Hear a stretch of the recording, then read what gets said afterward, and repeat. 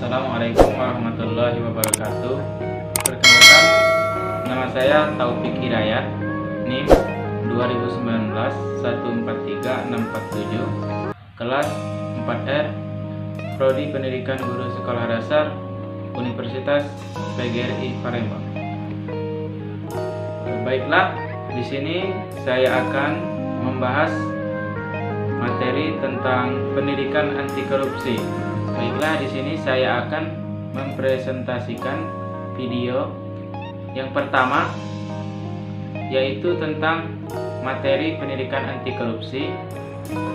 Yang kedua, pentingnya pendidikan anti korupsi bagi mahasiswa. Yang ketiga, berikan contoh penerapan pendidikan anti korupsi pada bidang pendidikan.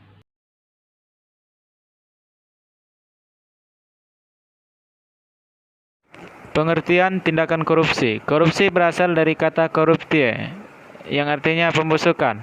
Tindak pidana korupsi adalah tindakan yang mengakibatkan kerugian keuangan negara, suap menyuap, penggelapan dalam jabatan, pemerasan, perbuatan curang, benturan, kepentingan dalam pengadaan, gratifikasi, dan tindakan lainnya yang mendukung terjadinya tindak perilaku korupsi. Dasar hukum tindak pidana korupsi, yaitu yang pertama, Undang-Undang RI Nomor 30 Tahun 2002 tentang Komisi Pemberantasan Korupsi. Kedua, Undang-Undang RI Nomor 20 Tahun 2001 tentang Pemberantasan Tindak Pidana Korupsi. Yang ketiga, Undang-Undang RI Nomor 31 Tahun 1999 tentang Pemberantasan Korupsi. Yang keempat, Undang-Undang RI Nomor 28 Tahun 1999 tentang penyelenggaraan negara yang bersih dan bebas dari korupsi, kolusi, dan nepotisme. Yang kelima, PP RI Nomor 71 Tahun 2000 tentang tata cara pelaksanaan peran serta masyarakat dan pemberian penghargaan dalam pencegahan dan pemberantasan tindak pidana korupsi. Korupsi di Indonesia. Korupsi adalah kejahatan luar biasa atau extraordinary crime dengan dampak buruk yang luar biasa pula. Korupsi di Indonesia sudah sangat mengkhawatirkan dan berdampak buruk pada hampir seluruh sendi kehidupan manusia. Pemberantasan korupsi di Indonesia. Dampak korupsi pada tataran perekonomian mikro. 1. Menurunnya kualitas taraf hidup rakyat. 2. Sulitnya upaya masyarakat memperoleh pendapatan ekonomi. 3. Meningginya pola pengeluaran masyarakat. 4. Tingkat kesehatan masyarakat semakin buruk. 5. Menurunnya kinerja sektor produksi, distribusi, dan industri. Dampak korupsi pada tataran ekonomi makro. 1. Merosotnya pertumbuhan ekonomi nasional. 2. Semakin tinggi tingkat inflasi. 3. Semakin rendahnya kinerja investasi nasional.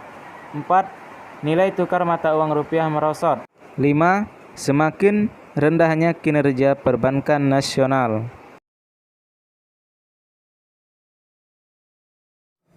Pentingnya pendidikan anti korupsi bagi mahasiswa.